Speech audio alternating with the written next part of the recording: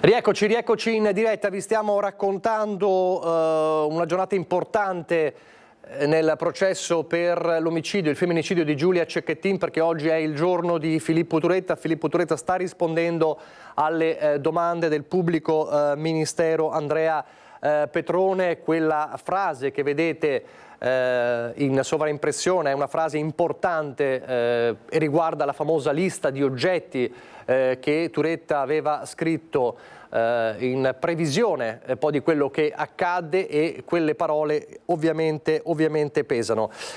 Prima di tornare, come dire, riavvolgere il nastro e vedere dove eravamo rimasti con il processo, con la prima udienza, un clamore si è detto è diventato il simbolo un po' di questa vicenda dei femminicidi, ma lo disse l'avvocato Caruso nella prima udienza, quando si oppose alla ridda di parti civili che poi sono state stralciate in accordo con l'accusa. Non deve essere, dice Caruso, un processo, non deve essere un processo, non è il simbolo, non deve essere Turetta il simbolo dei femminicidi. Qui stiamo parlando di un processo per un fatto specifico e sulla sua responsabilità. Quanto è difficile però rimanere nell'alveo del fatto in se stesso di fronte a un caso del genere? Sì, beh, in realtà lo ha detto anche il pubblico ministero, mi sembra l'avesse detto il dottor Cherchi, che questo era e deve rimanere il processo di Turetta ai danni di Giulia Cecchettin. Certamente quando riguardano vicende che hanno come protagonisti due ragazzi così giovani e anche sinceramente le modalità con le quali insomma è stato posto in essere questo omicidio, l'efferatezza, la crudeltà, la premeditazione viene contestata, ma non è a mio parere tanto quello che sposta i termini, quanto piuttosto appunto le modalità molto cruente, anche diciamo la reiterazione dei colpi, la determinazione nel togliere la vita a Giulia, visto e considerato che appunto la dinamica racconta di una prima aggressione e poi anche un'escalation di violenza fino a quando poi è avvenuto l'omicidio ed è stato anche abbandonato il corpo. Quindi credo che rispetto purtroppo a questo fenomeno, che evidentemente non può essere arginato soltanto con un inasprimento delle pene, perché queste ci sono state, anche la scelta del legislatore di non consentire il rito abbreviato nel caso in cui ci siano delle aggravanti come la premeditazione per non attenuare quindi la pena prevista, all'evidenza purtroppo ci rendiamo conto leggendo la cronaca quotidiana che non è di per sé sufficiente, perché i femminicidi continuano ad avvenire, anzi ne abbiamo quasi uno al giorno. Quindi credo che se è corretto ed è giusto trarre un insegnamento da queste vicende. L'insegnamento è quello per cui bisogna cercare di tenere altissima la guardia anche all'interno delle famiglie nei confronti di figli molto giovani che spesso purtroppo vivono la loro gioventù giustamente anche un po' improprio all'interno del proprio essere, non esternano magari ai familiari anche le difficoltà nelle quali si trovano, perché io non credo che il signor Cecchettin fosse esattamente a conoscenza di quella tempesta di messaggi, per esempio, che la figlia riceveva quotidianamente da Turetta. Mi pare che abbia dichiarato di non essere stato neanche a conoscenza che ovviamente ci fosse un vero e proprio pericolo per la vita della figlia. Sembrava piuttosto che il rischio fosse di un suicidio del Turetta a fronte dell'interruzione di questa relazione sentimentale. Quindi mi rendo conto che effettivamente questa vicenda possa aver ingenerato un particolare sentimento di prostrazione per quanto e per come è avvenuto, e quindi è giusto però che all'interno del tribunale, ma questo i giudici lo sanno benissimo, l'imputato venga valutato e giudicato sulla scorta dell'imputazione, non certo del clamore mediatico, che rimane pur sempre qualcosa di contorno. Noi dobbiamo soltanto cercare di tenere, diciamo così, essendo tecnici del diritto, dritta la barra rispetto a quanto la difesa può fare in un caso come questo, nel rispetto della vittima, e quanto naturalmente l'accusa ha fatto e sta facendo, e chiederà al giudice un risultato che sia assolutamente coerente all'imputazione, non certamente al clamore mediatico. Allora, nel frattempo Turetta sta continuando a parlare e il perimetro è quello di una confessione a cuore aperto, di fatto, sta ribadendo, si era detto, si era pensato, poi lo rivedremo, quanto cambierà rispetto alla sua versione, le sue parole, Turetta, rispetto a quel primo interrogatorio che è stato mostrato in diversi stralci, lo ricorderete, da quarto grado, abbastanza scioccante. Era appena arrivato al carcere di Montorio Veronese dopo l'arresto in Germania. Turetta, quanto cambierà nel corso dei mesi la sua personalità? Cosa dirà? Bene, quello che sta emergendo, poi chiederò conferma ovviamente ai nostri inviati, è un sfogo, come se Turetta stesse nuovamente cercando di togliersi un peso di dosso sul, per esempio, l'argomento del badile che hanno trovato in macchina. Turetta ha detto: ce l'avevo per occultare il corpo, quindi sono parole abbastanza chiare. Ho cercato quei luoghi isolati per trovare dei posti dove poterla rapire, togliere la vita a lei e a me, quindi la conferma che ci fosse anche, almeno da queste parole, un intento di suicidare, di togliersi la vita alla fine di questo percorso. Poi sappiamo, e lo abbiamo visto proprio in quell'interrogatorio, il primo interrogatorio di dicembre a Montorio Veronese, non ha avuto la forza di farlo, quindi questa situazione, insomma, questa giornata sta mostrando una Turetta che conferma in toto quello che aveva detto a Montorio Veronese, insomma, nel carcere di Verona. Ma dove eravamo rimasti? Allora, oggi è la seconda udienza. La prima udienza era il 23 di settembre. Vediamo allora il perimetro del processo, così ce lo raccontava Daniela Sizzia il 23 settembre scorso. Alle 9:30 è iniziato il processo a carico di Filippo Turetta, reo confesso, che, come annunciato, non era presente in aula, così come assenti i suoi genitori. Accanto all'avvocato, come sempre composto nel suo dolore immenso, il padre di Giulia, Gino Cecchettin.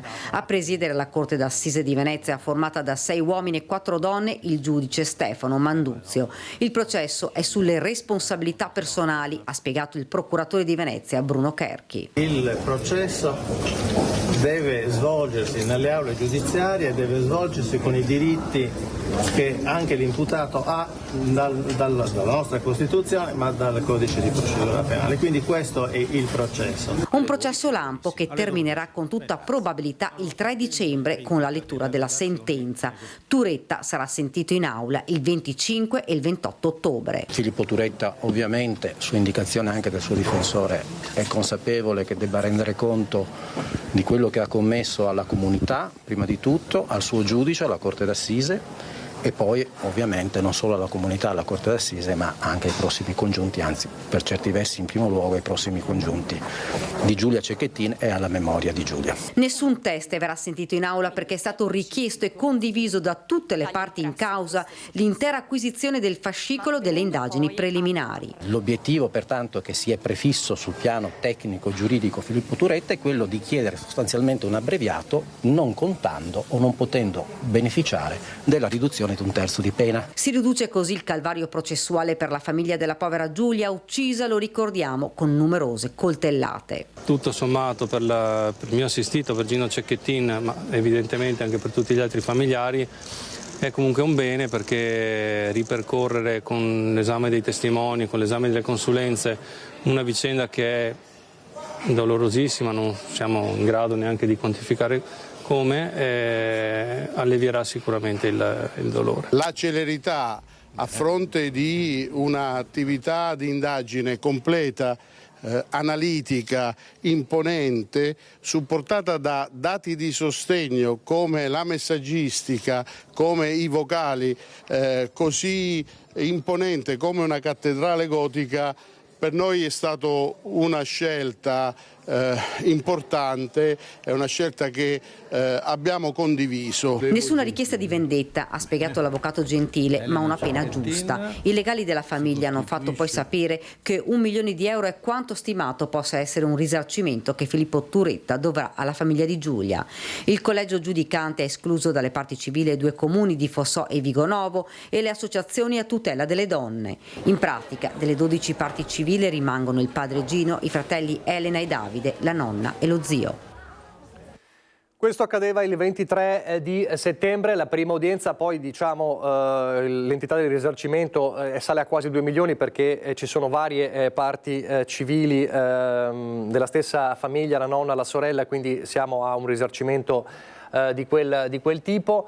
Gino Cecchettin che ha sempre avuto, ha sempre stupito, questa la pacatezza di questo papà che ha affrontato la terribile vicenda di sua figlia, peraltro veniva dalla morte della moglie, era morta da poco, insomma una famiglia segnata dal dolore, e parole che sono sempre state molto misurate, molto precise, però molto ferme ma molto misurate.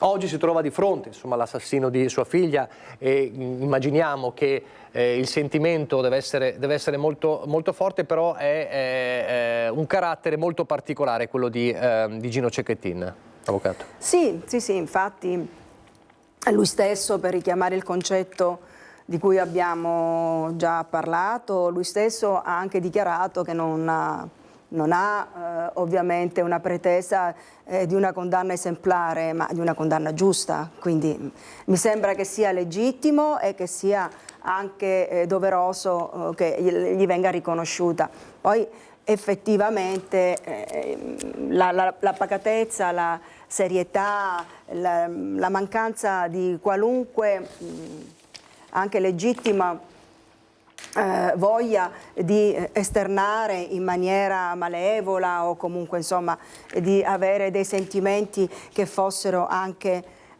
eccessivi nei confronti di chi lo ha privato della figlia, la dica lunga sulla persona del signor Cecchettin.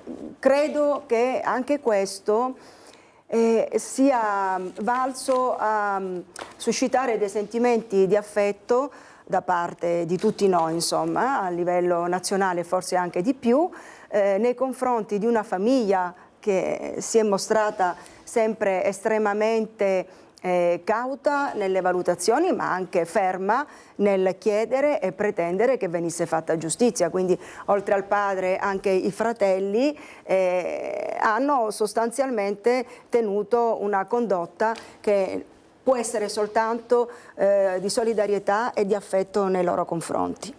Allora, vediamo proprio le parole di Gino Cecchettin in attesa di sapere cosa dirà poi al termine di questa udienza. Ci diceva Christian Arboit che è passato, è arrivato molto velocemente, ma come ha fatto il 23 settembre parlerà dopo. Cosa disse il giorno della prima udienza Gino Cecchettin, che diceva appunto deciderò di volta in volta se essere presente o meno. Chiaramente oggi era una giornata particolare, la presenza di Filippo Turetta, e Gino ha voluto esserci. Vediamo cosa ha detto al termine della prima udienza il 23 settembre Gino Cecchettin. Io non mi auguro nessun tipo di vendetta, nessun tipo di trattamento di favore, quello che è previsto dalla legge, e sono sicuro che la giuria, i giudici sapranno giudicare con correttezza.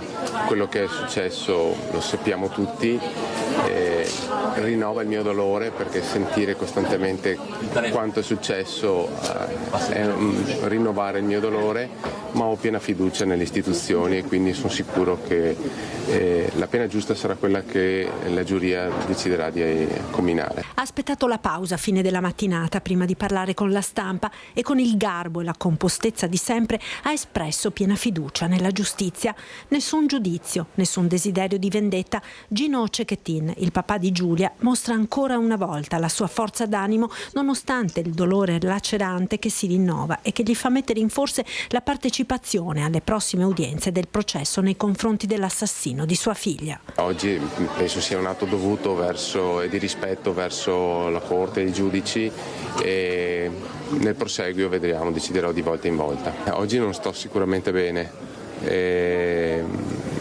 ma non c'è giorno che io non pensi alla mia Giulia e a tutto quello che ho perso con lei. Non nomina mai Filippo Turetta Gino Cecchettin e non teme di incontrarlo in aula se sarà presente. No, perché dovrei. Il danno ormai l'ha fatto. Ma secondo lei dovrebbe venire per il processo e per rispetto a... È a sua discrezione, non entro nel merito, non sta a me giudicare. Se potesse dire qualcosa a Filippo cosa direbbe? Non avrei niente da dire. Un processo, quello per il femminicidio di Giulia, che ha un'enorme attenzione mediatica. Gino Cecchettin ne è consapevole e rifugge ogni spettacolarizzazione, ribadendo l'impegno incrollabile contro la violenza di genere attraverso la fondazione che porta il nome della figlia. Un conto è giudicare un reato, un altro prodigarsi per far sì che questo non succeda in altro modo, e questo lo farò con la fondazione e assieme a tutte le associazioni che stanno lottando contro la violenza sulle donne. Torniamo a processo. Filippo Turetta ha ammesso in aula di aver detto una serie di bugie nel primo interrogatorio con il PM Andrea Petroni, quello che è stato poi visto e sentito con gli stralci di quarto grado. Oggi, anche alla luce dei memoriali fatti avere dalle parti, è dunque ammesso di aver premeditato l'omicidio di Giulia Cecchettin, così come gli viene contestato dalla procura. Turetta ha ammesso che da alcuni giorni precedenti il delitto aveva stilato la famosa lista delle cose da fare, compreso prelevare contante con il bancomat da gettare per far perdere le proprie tracce, così come aveva studiato in internet come evitare che la propria auto fosse individuata durante la fuga. Dunque la premeditazione viene di fatto confermata dallo stesso Turetta. A questo punto, a livello difensivo, visto che si era detto uno dei passaggi dei percorsi della difesa sarà proprio quello di cercare di scardinare almeno l'ipotesi della premeditazione in assenza poi di una perizia psichiatrica, che strada ha la difesa? Beh, comunque attenzione che questo è quello che sta dichiarando l'imputato. Non è che i processi si risolvono sulla scorta delle dichiarazioni dell'imputato, non sempre almeno, perché altrimenti probabilmente la metà dei processi si dovrebbe concludere con un'assoluzione. Quindi diciamo che questa è adesso l'altra verità rispetto alla prima che era stata fornita dall'imputato. È evidente che rispetto alle prime dichiarazioni, sulla scorta poi degli esiti delle indagini si cerca sempre in qualche modo di apportare delle modifiche, diciamo così, se si rendono necessarie, e poi ovviamente tramite le contestazioni che il pubblico ministero o la difesa di parte civile in questo caso dovessero poi rivolgere all'imputato rispetto a queste diverse dichiarazioni rese dal primo interrogatorio a quella odierna, i giudici devono cercare di ricavare quella che può essere effettivamente poi la versione autentica, fermo restando, ripeto, che rispetto alle dichiarazioni rese dall'imputato, seppur paradossalmente più gravi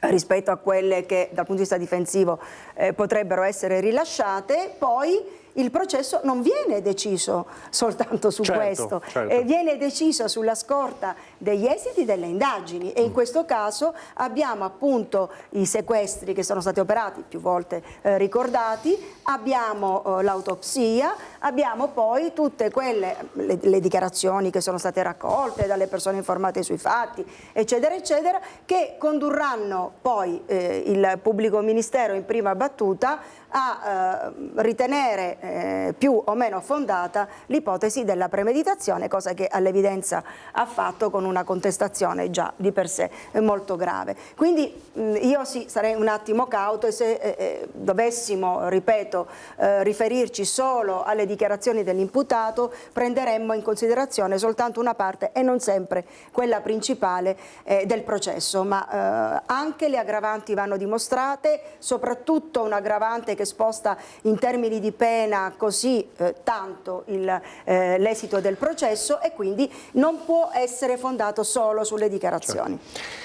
Nel primo interrogatorio davanti agli inquirenti Turetta aveva affermato che lo scotch era stato acquistato per appendere manifesti e coltelli perché pensava di suicidarsi. Dalle ammissioni di Turetta emerge la conferma delle tesi invece di accusa, secondo cui lo scotch serviva per legare Giulia e che i coltelli erano stati messi in auto ben prima del'11 novembre, giorno del delitto. Di fatto è emerso che tutta la vicenda è supportata come da indagine da una serie di atti preparatori, alcuni dei quali non messi in atto all'ultimo momento, ad esempio l'acquisto di altro materiale. Quindi si sta costruendo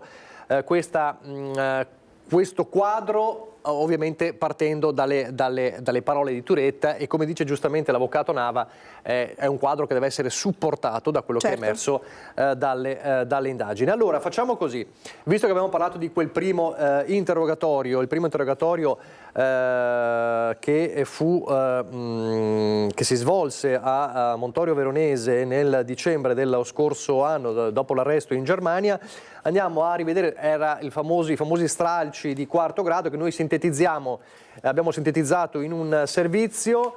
Chiedo ad Alessandro Granziere e Alberto Pivetta di andare al servizio Turetta quarto grado, insomma quel giorno quegli stralci che furono mostrati in esclusiva da quarto grado. Abbiamo sintetizzato alcuni passaggi, erano quello che diceva Filippo Turetta poco dopo l'arresto, e poi vedremo invece, sentiremo anche la lettera che scrisse dal carcere invece lo stesso Turetta ai genitori. Vediamo prima però in sintesi cosa disse in quel primo interrogatorio. Ho iniziato a colpirla con il coltello e le ho dato una decina, diversi colpi. Poi ho smesso perché mi faceva impressione. Sguardo assente, voce d'automa, il racconto si inceppa diverse volte ma non ci sono cedimenti nel tono. Il Filippo Turetta che confessa al PM dopo l'arresto l'orrore del femminicidio di Giulia, spezzoni mostrati in esclusiva dalla trasmissione Quarto Grado, restituisce l'agghiacciante sequenza dell'orribile fine della ragazza fin dagli attimi tra Vigonovo e Fossò. Non voleva più i miei regali e aveva iniziato a sentirsi con un altro. Lei stava uscendo dall'auto, io non volevo che se ne andasse e le ho detto che mi sarei suicidato. Ho iniziato a seguirla, l'ho colpita a un braccio, ma la lama si è rotta. Rientrano in auto, Filippo rimette in moto, la ragazza urla, lui tenta di immobilizzarla con lo scotch, lei si libera e scappa di nuovo. Turetta la insegue e la colpisce con un altro coltello. La raffica è difendente, alla fine saranno in tutto 75, poi l'inizio della fuga. Non avrei mai pensato di farle questo. Ecco, ho preso la macchina, l'ho caricata, siamo partiti, ho provato a scuoterla, a urlare, ma non rispondeva.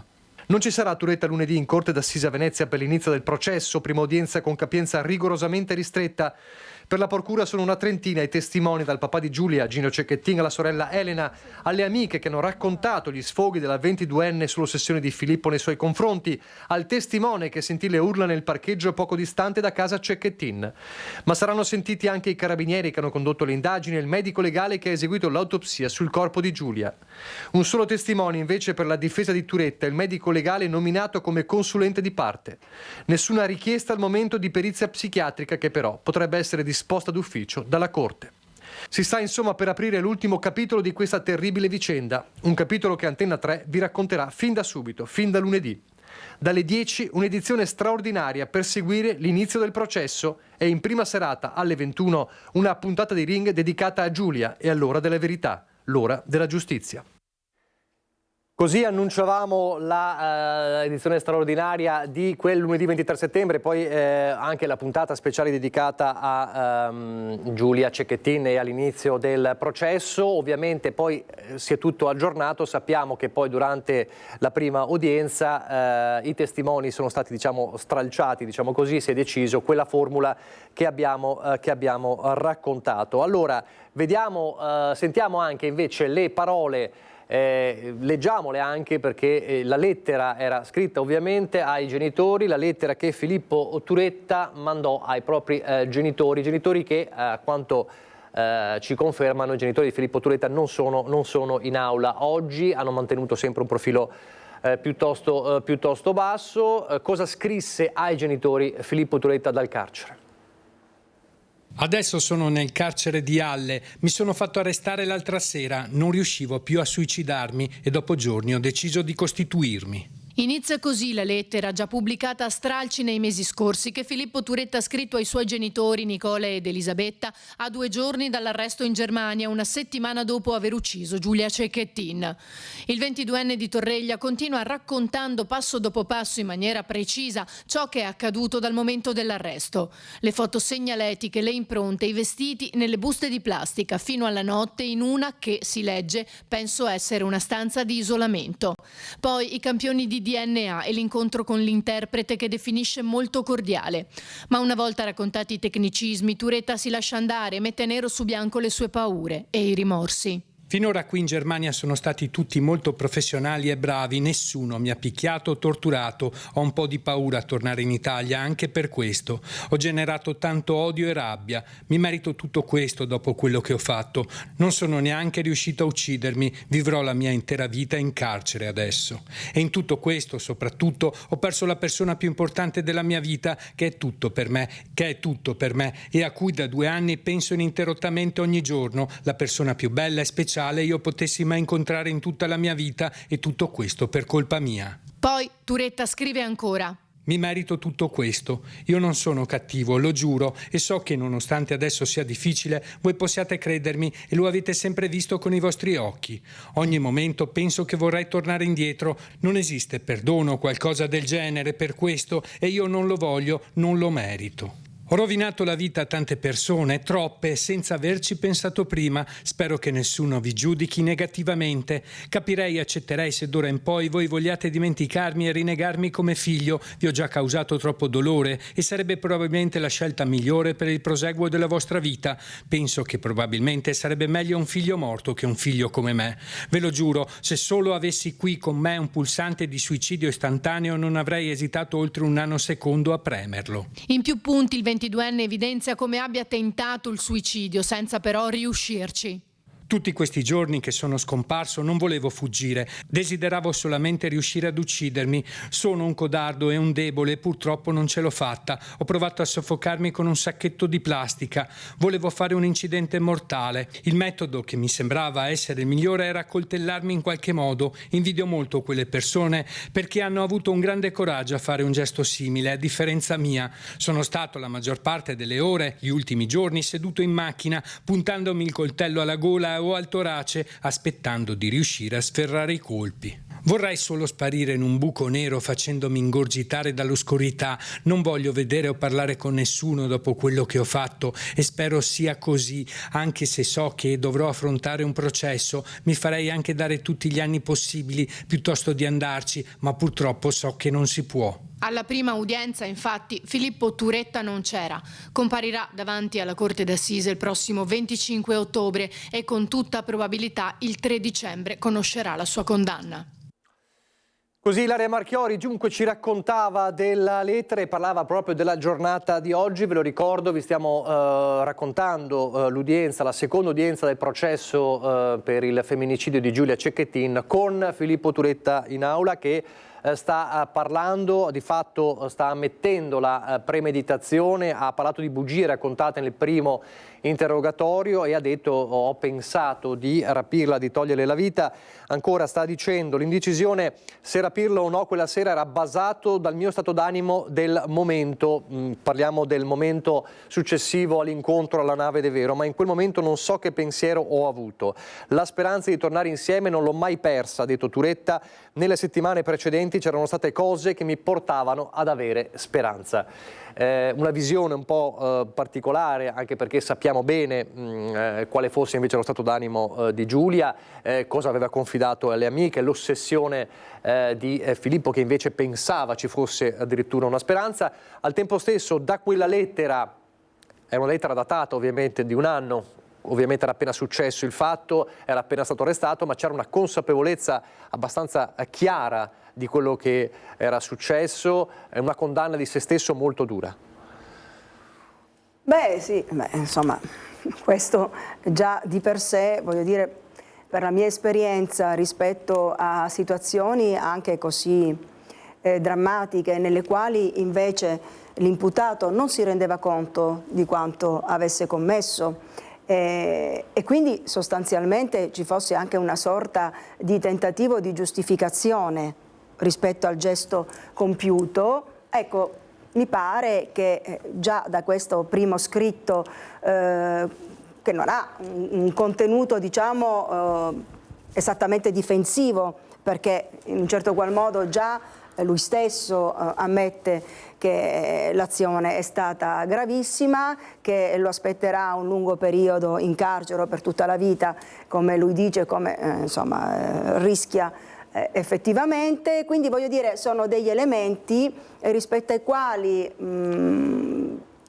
non credo si possano cogliere comunque delle situazioni di incapacità, ecco, di intendere e di volere, quanto piuttosto la consapevolezza di un grave gesto, di un gravissimo gesto. Quindi se qualcosa possiamo cogliere da queste parole rispetto poi alla validità, all'affidabilità che possiamo dare a questo scritto rilasciato pressoché nell'immediatezza del suo arresto, rispetto a quanto oggi sta dichiarando di fronte ai giudici, ripeto, dopo un periodo di tempo nel quale sicuramente avrà maturato, realizzato anche la portata di questa vicenda, credo che probabilmente saranno quelle di oggi le dichiarazioni sulle quali maggiormente si dovrà ragionare, perché nell'immediatezza possono essere anche scritte e dette cose che poi sono un po' di impulso, tanto è vero che lui stesso oggi dice ho mentito nel primo interrogatorio. È quello che normalmente avviene quando effettivamente diciamo poi... Però questa linea della consapevolezza non è mutata, questo voglio dire, cioè questa consapevolezza ben precisa di quello che è stato fatto e anche di quello che lo aspettava.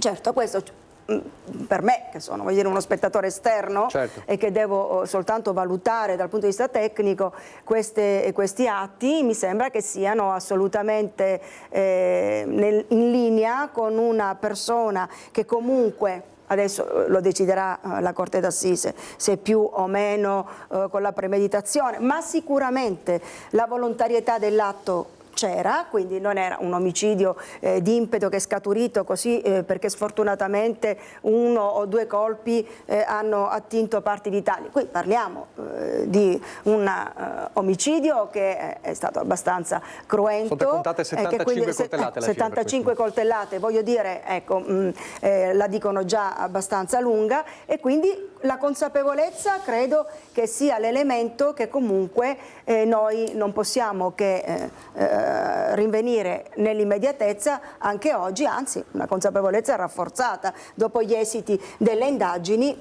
Credo che l'imputato stia anche un po' dichiarando, tenendo conto di quello che è risultato e di quello che è presente nelle carte della Procura, che lui stesso ha accettato venissero valutate dalla Corte d'Assise a suo carico. Le chiedo invece una cosa tecnica, dalla sua esperienza, insomma, che è consistente come avvocato.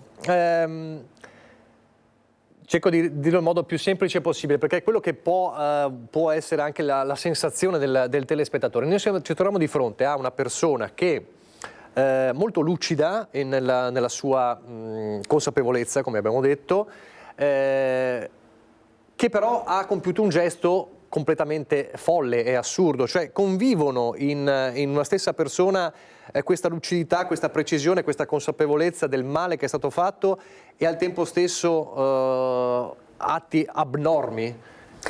Ma guardi, la criminologia è purtroppo piena di casi come questi e noi li valutiamo attentamente proprio quando dobbiamo approcciarci a soggetti che, diciamo così, non rientrerebbero nell'archetipo della persona pericolosa socialmente, dalla quale ti puoi aspettare quindi delle azioni di questo genere, ma purtroppo, ripeto, la cronaca quotidiana ci lascia anche delle vicende che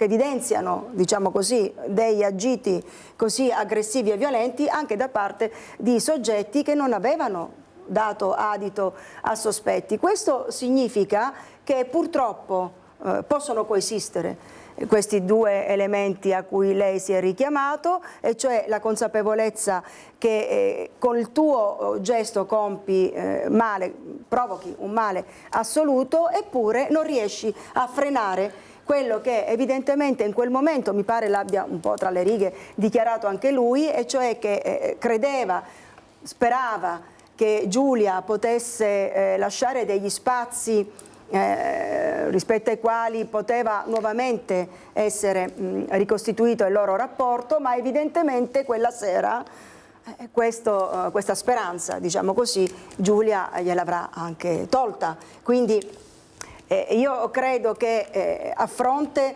della estrema disponibilità, evidentemente bontà di animo che questa ragazza aveva nel continuare ad incontrare una persona che lei stessa ha dichiarato appunto alle amiche, alla sorella, le stava rendendo la vita negli ultimi tempi abbastanza difficile, eppure lei ha ritenuto di dar fiducia ancora a questo ragazzo che probabilmente non è riuscito a contenere i freni inibitori, sono quelli che poi devono alla resa dei conti suggerirci anche il limite oltre il quale non dovremmo andare. Superare questo limite, superare questo limite, sto cercando di capire come si affronta un caso del genere.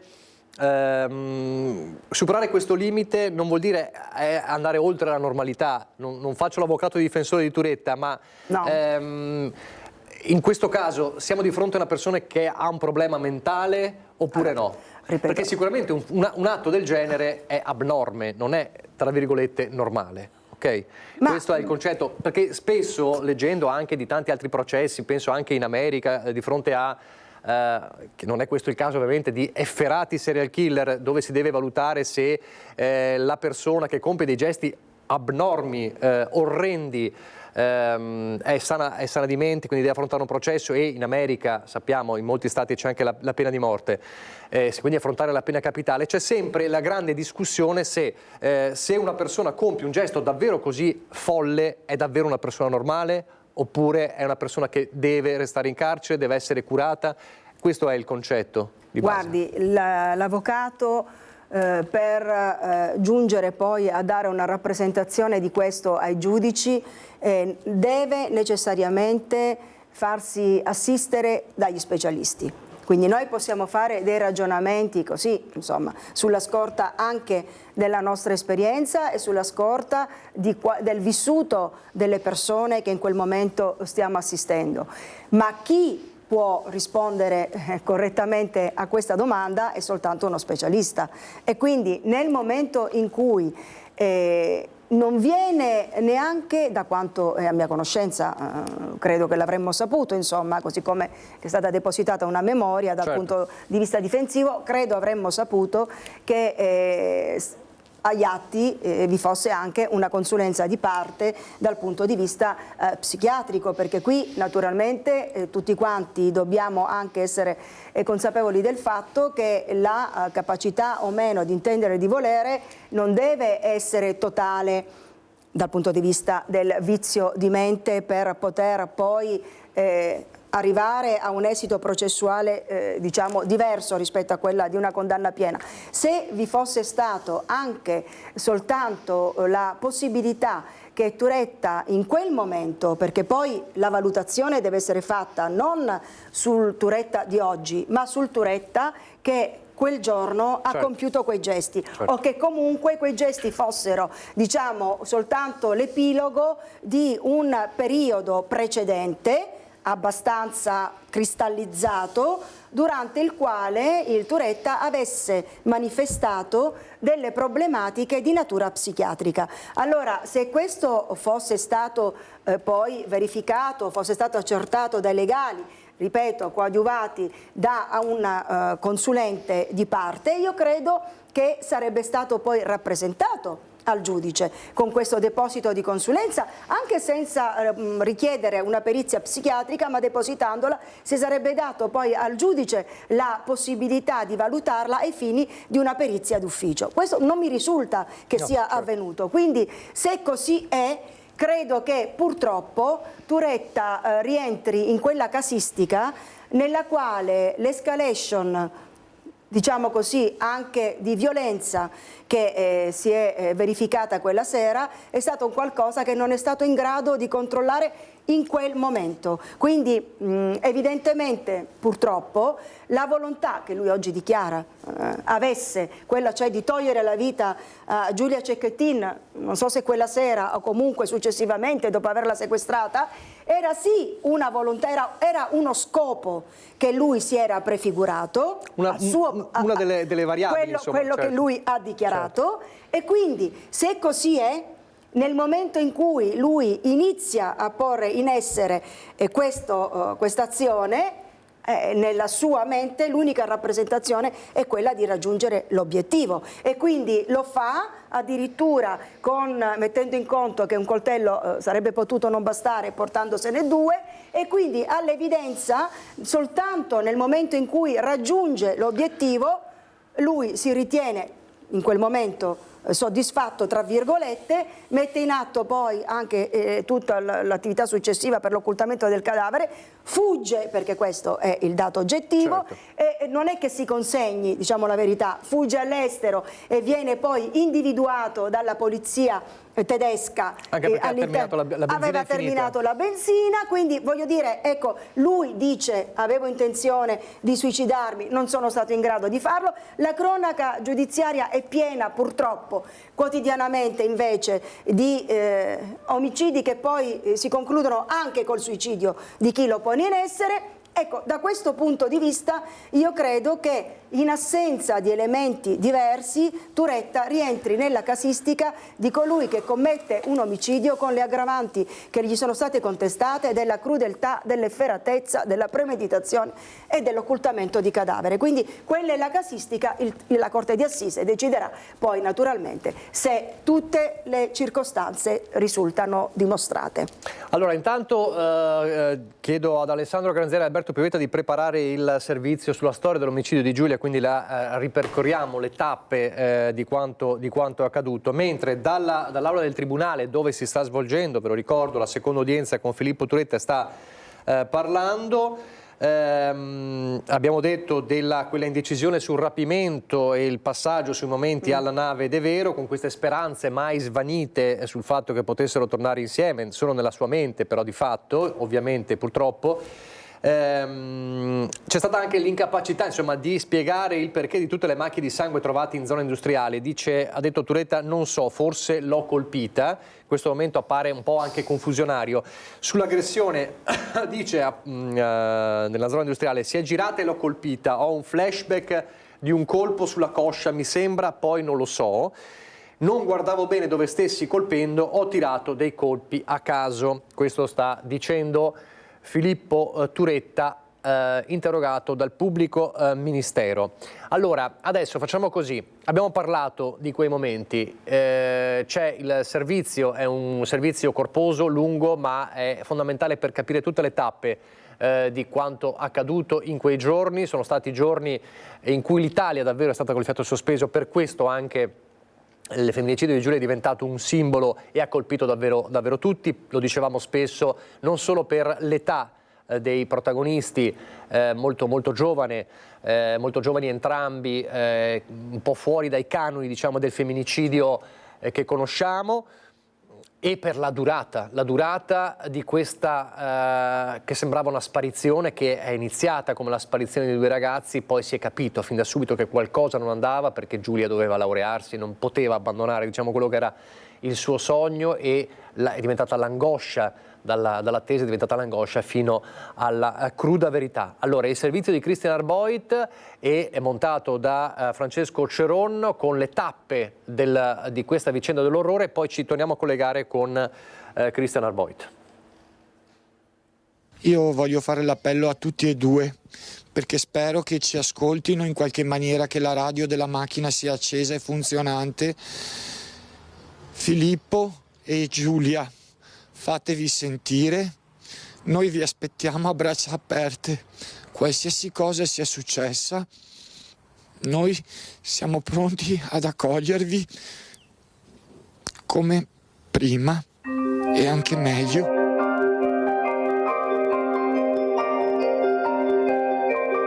È lunedì 13 novembre quando Andrea Camerotto, zio di Giulia Cecchettin, lancia ai nostri microfoni il primo appello di una serie diretto alla nipote e a Filippo Turetta. Dei due giovani infatti si sono perse le tracce da sabato sera. La denuncia all'indomani viene presentata da entrambe le famiglie. Ufficialmente scomparsi, ogni interrogativo è aperto, così come la speranza di poterli riabbracciare in tempi brevi. I carabinieri iniziano le loro indagini. Sui social il tam tam degli amici è incessante. Si cerca una Fiat Grande punto nera e la macchina del ragazzo.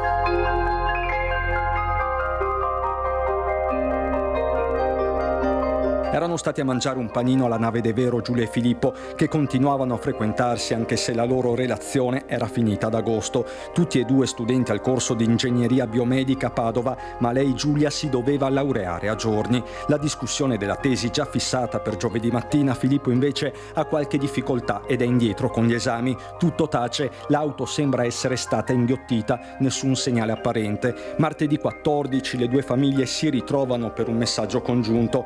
Gino Cecchettin, papà di Giulia da una parte, Nicola Turetta e la moglie Elisabetta Martini dall'altra, la voce trema, gli sguardi persi. L'appello che facciamo è chiaramente quello ai ragazzi di contattarci o di tornare spontaneamente, non sappiamo dove siano esattamente, e chi li vede di contattare o le forze dell'ordine, il 112 o comunque i numeri che sono girati. L'auto è sempre la Fiat Punto nera targata FA015YE. Che si faccia sentire, perché si faccia sentire, ci dia notizie di lui e della Giulia. Siamo preoccupati e vorremmo che ci contattasse.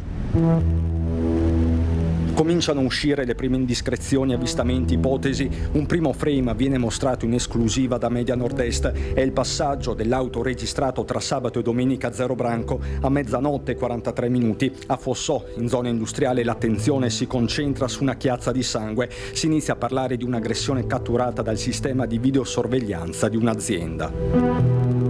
La mobilitazione ormai generale, droni ed elicotteri sorvolano mezzo Veneto alla ricerca di tracce dall'asta del Piave al Cansiglio. Giovedì c'è chi crede in un piccolo miracolo, ovvero che Giulia possa presentarsi alla propria laurea. Negli studi non si era mai risparmiata, anche dopo la morte della mamma Monica, poco meno di un anno fa.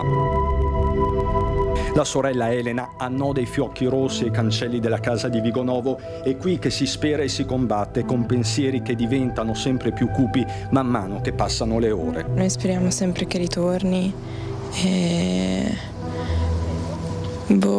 cioè non è neanche tanto per la laurea, più ormai, nel senso, a me non importa della laurea, mi basta vederla. Ogni giorno che passa è sempre peggio e anche le forze sento che vengono meno, perché io riposo ma mi sveglio sempre più stanco del giorno precedente. E mi sono svegliato stamattina ed ero distrutto, perché dico, io non dovrei essere qui davanti a voi, dovrei essere lì che festeggio assieme a mia figlia.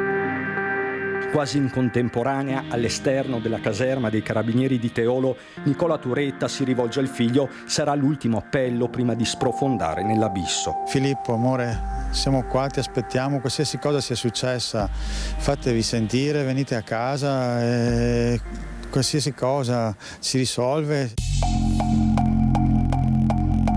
Venerdì 17 novembre la svolta arriva poco prima di mezzogiorno con la Procura della Repubblica di Venezia guidata da Bruno Cherchi che conferma di aver indagato Filippo per tentato omicidio. Con una formulazione giuridica si dà sostanza al pensiero di tanti. Quel tentato però continua a tenere accesa una piccola luce mentre le ricerche si spostano sul Longaronese, nella Valcellina, nel lago di Barcis. I familiari di Giulia si affidano all'avvocato Stefano Tigani. È un'attesa molto snervante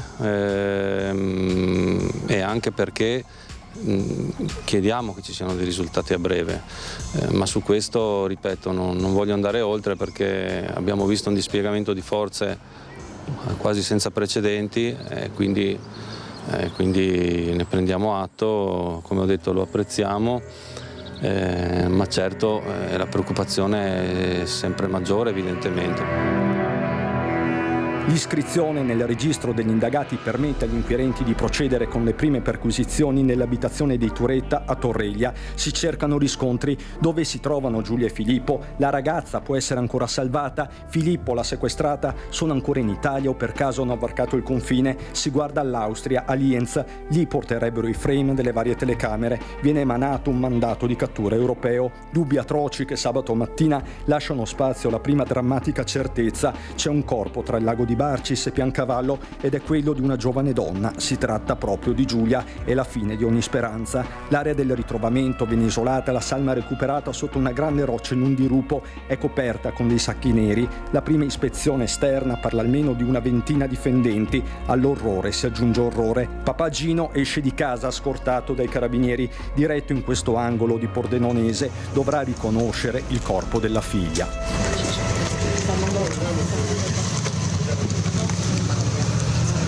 Il papà. Al suo rientro a casa a metà pomeriggio, solo poche parole, Vigo Novo attonita si stringe in un abbraccio collettivo. Condoglianze, Gino, condoglianze. Condoglianze, signor Gino. Condoglianze. Abbracci anche i figli da parte nostra. Scusateci. No. Il dolore e la dignità di Gino da una parte, il silenzio dei Turetta dall'altro. Filippo ancora non si trova, è vivo e se sì dove o ha commesso un gesto estremo. Le ipotesi a questo punto sono due e non ci vorrà tanto per sciogliere il nodo. Sabato sera la Fiat Grande Punto di Filippo si ferma su una corsia di emergenza di un'autostrada tedesca, la A9, a circa 150 km da Lipsia. La benzina è finita, le luci spente. Agli agenti tedeschi che lo identificano, il ragazzo appare stanco e rassegnato, non oppone alcuna resistenza. La notizia viene diramata solo domenica mattina dopo le 9. Parla il suo avvocato d'ufficio, Emanuele Compagno. Io mi sono messo in contatto con le autorità appunto tedesche, sto cercando di parlare con il commissariato dove lui si trova per cercare anche di chiedere che mi facciano parlare con lui per capire come sta e di che cosa ha bisogno. Io sono Giulia. Da Treviso, dove si trova per uno dei tanti flash mob spontanei organizzati per Giulia, il ministro alla giustizia Carlo Nordio assicura tempi brevi per l'estradizione. Saranno rapidissimi. Saranno rapidi? Sì, in questi casi sono molto rapidi. Ok. Probabilmente questo adesso diciamo, tutto dipende dalla magistratura di Venezia, ma giuridicamente i tempi sono molto rapidi. Ma è alle 5 di domenica, poco più, poco meno, che le famiglie scelgono di parlare. A Torreglia, Nicola Turetta appare sotto shock. Non riusciamo a capire come possa aver fatto una cosa così. Un ragazzo che abbiamo cercato di dare tutto quello che potevamo dare, e penso fino a quel maledetto sabato, che praticamente sembrava che facesse, ha sempre comportato un ragazzo che purtroppo io da padre ho giudicato, pensato che fosse un figlio perfetto. Non è concepibile, non ci deve essere qualcosa che gli è entrato in lui, non so, qualcosa nel cervello, gli è scoppiata una valvola, non lo so. Però voglia di riabbracciarlo, di vederlo, suo figlio. Questo è nata, quando mi hanno detto che l'hanno trovato e che se voleva anche andare in giro, è una cosa dura, non sapevo più se... non è quella cosa che, perché non è che sia tornato da un viaggio, e quindi dico ma sì, perché avrei preferito che forse la cosa finisse in un altro anche modo. Addirittura.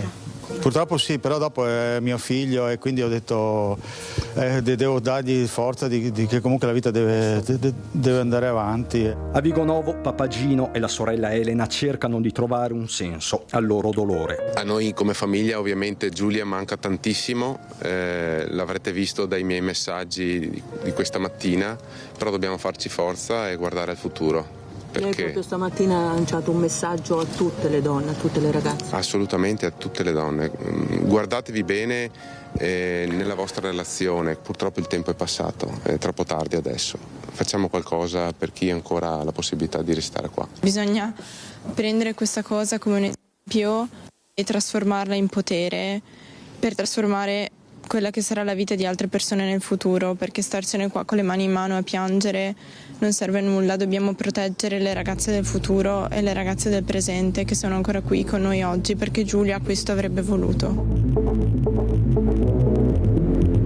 Rabbia, sdegno, sconcerto, l'intero paese attraversato da pesanti interrogativi, il dibattito diventa anche sociale e politico, non si ricordano precedenti del genere in Italia. Intanto l'indagine prosegue, si devono ripercorrere i 7 giorni di fuga di Filippo nel cuore dell'Europa, ma soprattutto gli ultimi istanti di vita di Giulia che vengono collocati temporalmente quel maledetto sabato sera, quando Filippo la riaccompagna a casa. L'inferno in poco più di mezz'ora. Alle 23:18 un vicino di casa di Giulia segnala al 112 l'aggressione di un ragazzo nei confronti di una ragazza in un parcheggio di via Aldo Moro. Parla anche di un'auto oscura, quella stessa auto che alle 23:31 entra nell'area industriale di Fossò, a circa 4 chilometri di distanza da Vigonovo. 9 minuti dopo, alle 23:40, Giulia viene inquadrata mentre fugge dalla vettura, ma Filippo la raggiunge e la butta a terra per poi riportarla verso la Fiat e accoltellarla. Alle 23:50 inizia la fuga del giovane che verso le 3 raggiunge la strada secondaria tra Barcis e Piancavallo,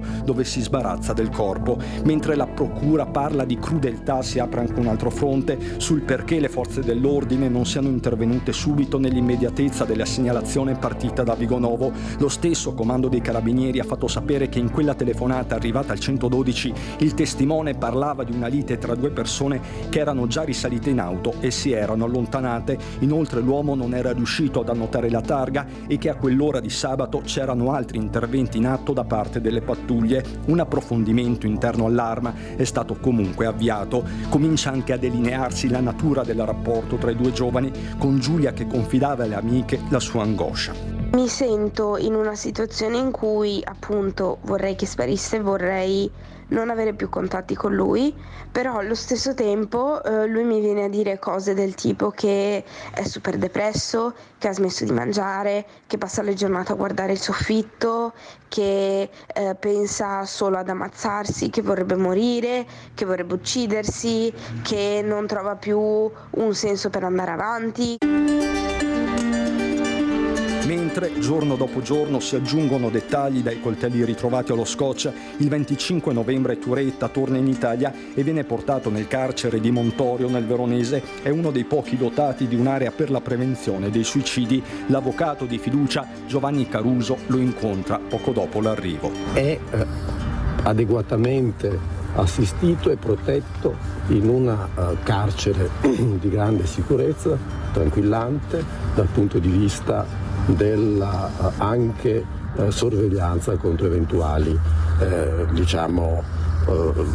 situazioni suscettibili di essere degenerate o di degenerare. Il primo interrogatorio viene fissato il 28 novembre, ma Filippo fa scena muta. La procura ritenta venerdì 1 dicembre e il ragazzo per 9 ore racconta la sua verità. Confessa l'omicidio di aver fatto una cosa orribile. Giulia era mia e solo mia. Lei non poteva essere di altri, le parole che raccontano di un'ossessione. Turetta dice al PM Andrea Petroni di non capire cosa gli sia passato per la testa. Quando il 22enne di Torreglia parla delle coltellate, gli inquirenti chiedono conto ai medici legali che in contemporanea, coordinati da Guido Viel, stanno eseguendo l'autopsia sul corpo della giovane a Padova, un esame durato 14 ore che sembra confermare la morte per dissanguamento. Giulia avrebbe tentato in tutti i modi di difendersi, le ferite alle mani lo starebbero a dimostrare, con la morte sopraggiunta a ridosso della seconda aggressione, quella di Fossò.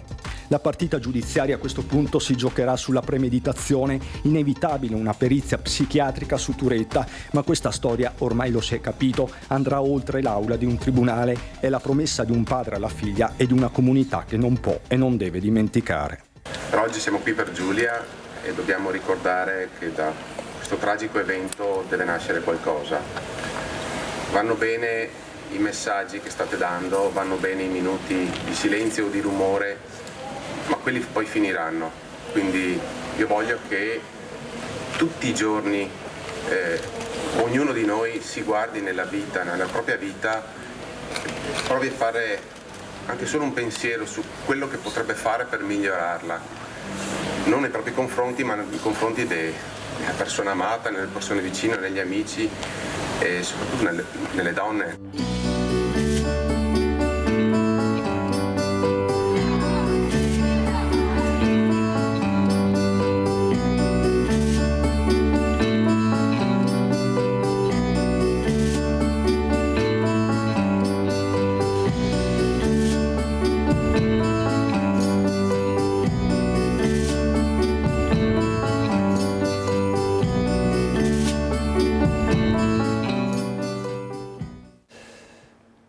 Emozionano sempre queste immagini finali del servizio, insomma il sorriso di Giulia Cecchettin, la ricostruzione approfondita del nostro Christian Arboit che insieme a Francesco Cerona ha ricostruito le tappe di questa terribile vicenda, il femminicidio che ha scosso l'Italia, mentre Filippo Turetta sta continuando a parlare. Dice: ho occultato il corpo e con un sacchetto ho provato a togliermi la vita, come aveva detto anche nel primo interrogatorio, ma non ci sono riuscito, quindi ho continuato a guidare allontanandomi pensando a come fare. Colpiscono anche da quel servizio le parole, lo ricorderete, del papà di Filippo Turetta che si lasciò sfuggire quella speravo che andasse diversamente, insomma le emozioni di un padre di fronte a una situazione del genere, il padre dell'assassino in questo caso, e raccontammo anche lo shock di quelle frasi che appunto esprimevano bene lo sconcerto per aver saputo che il figlio aveva compiuto un atto così tremendo. Il nostro Christian Arboit è di nuovo in diretta davanti al Tribunale di Venezia, davanti al Palazzo di Giustizia, alla cittadella della giustizia. Dunque sta emergendo questo quadro di un Filippo Turetta che si toglie il peso di dosso, che parla di una ipotesi del pensiero di rapirla e di togliere la vita in riferimento alla famosa lista. È apparso in alcuni momenti anche confuso. Christian.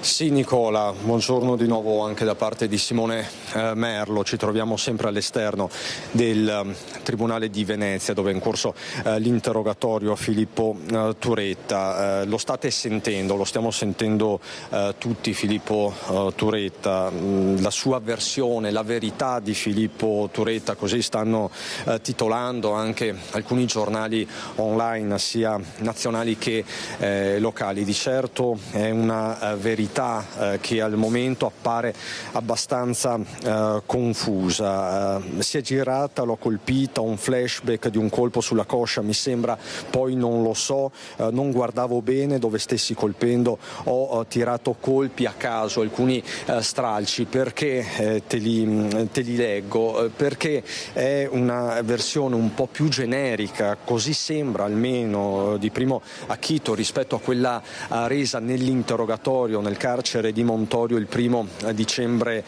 scorso, quando invece Filippo parlava di un colpo, di diversi colpi, di un colpo inferto anche nella zona dell'occhio che, testuali parole, gli aveva fatto impressione. Insomma, ci sarà poi anche da capire quali sono le differenze tra quella prima versione, tra quel primo interrogatorio e l'interrogatorio di oggi a dibattimento aperto, interrogatorio che andrà avanti per diverse ore, che probabilmente proseguirà anche nella giornata di lunedì. All'interno dell'aula ci sono sempre i parenti di Giulia Cecchettin, c'è il papà in particolare Gino Cecchettin, la nonna Carla, non c'è la sorella Elena. Come ti dicevo all'inizio, perché lo ha detto lei stessa, mi sento male in questi mesi, mi sono dovuta curare. Chiaramente sono momenti, sono mesi difficili, 11 mesi ormai difficilissimi, inimmaginabili per questa famiglia. Io sono al telefono, la saluto e la ringrazio, mi scuserete appunto per il collegamento, ma penso sia una testimonianza importante, con Cristina, una ragazza alla quale abbiamo dato spesso voce in questi mesi e che ha portato avanti una sua battaglia per il braccialetto elettronico. Ha denunciato più volte il malfunzionamento di un braccialetto elettronico. Lei è una vittima di stalking e con altre vittime, mi sta aggiornando, stanno seguendo proprio questo interrogatorio. Cristina è di Treviso. Cristina, buongiorno. Ciao Cristian, buongiorno a voi tutti. Ecco, ti chiedo con quale stato d'animo tu stai assistendo a questo interrogatorio. So anche che ci sono altre donne vittime di violenza che in questi minuti stanno insieme a te assistendo a quello che sta succedendo qui in Tribunale a Venezia. Sì, chiaramente lo stato d'animo non saprei neanche come descriverlo, perché quello che è successo a Giulia è qualcosa di assolutamente terribile e anche forse inimmaginabile per l'efferatezza di quello che è successo, per la crudeltà. Chiaramente da vittima ti posso dire che si guardano chiaramente con attenzione questi processi, in particolare questo caso. È chiaro che ognuno dopo rivive anche la propria esperienza personale. Ecco, tu in altre occasioni, perché ci siamo visti più volte in questi mesi, hai detto ma io però, differentemente da Giulia, sono viva. Questo mi hai detto più di una volta, è una frase significativa. Sì, assolutamente, e questo in effetti anche il fatto, allora, i fatti che sono successi a me sono di qualche mese più recenti rispetto all'omicidio Cecchettin, e quindi l'anno scorso nel periodo dopo della vicenda di Giulia c'è stata tantissima attenzione, e questo, e non posso dire a livello mio personale, quel fatto lì, l'omicidio di Giulia ha proprio cambiato la prospettiva, perché ci si rende conto che è successo a lei, ma può succedere a qualsiasi altra persona. Stiamo comunque vedendo quest'anno che i femminicidi non diminuiscono, ce ne sono stati altri di molto efferati anche nelle scorse settimane, e questo sicuramente cambia la prospettiva di vita. Insomma, io mi ritengo fortunata per essere ancora qui a raccontarla, e la mia appunto è stata proprio una necessità di dare poi una testimonianza per fare in modo che arrivi ad altre persone, altre donne magari in difficoltà, questo messaggio di non mollare, di andare avanti. Ecco, tu prima mi dicevi Cristina, dobbiamo continuare a far rumore. Sì. Dobbiamo continuare a far rumore, come diceva Elena lo scorso anno, perché non si abbassi la soglia dell'attenzione. A mio avviso tanto è stato fatto, soprattutto con l'introduzione del codice rosso e con le modifiche dell'anno scorso, però tanto è ancora da fare. Credo che anche uno substrato culturale a volte cui le persone usano delle parole, delle frasi che nemmeno ci si rende conto che sottintendono la violenza, insomma. Allora, io Cristina ti ringrazio davvero per questa tua testimonianza. Tu tra l'altro continui la tua battaglia per il corretto funzionamento del braccialetto elettronico, è una battaglia questa nazionale e l'abbiamo raccontata nei mesi scorsi e continueremo a farla nei nostri telegiornali. Cristina, grazie davvero. Grazie a voi. Ecco, Cristina che sta chiaramente assistendo a questo interrogatorio insieme ad altre vittime di violenze. Lo stato d'animo è quello che ti ha descritto, che ti ha raccontato Cristina, Nicola. C'è chiaramente da un lato l'amarezza, dall'altro la consapevolezza che insomma, come nel caso di Cristina, se non ci fosse stata probabilmente una denuncia tempestiva, l'epilogo sarebbe stato diverso. E la forza che ha dato a molte donne questo caso, quindi la forza di denunciare, la forza di metterci anche la faccia. Io sto aspettando alcuni ospiti che si trovano qui a Venezia per altre incombenze anche amministrative, ma che ci porteranno una loro testimonianza proprio sulla violenza di genere. Sono in contatto con il sindaco di Treviso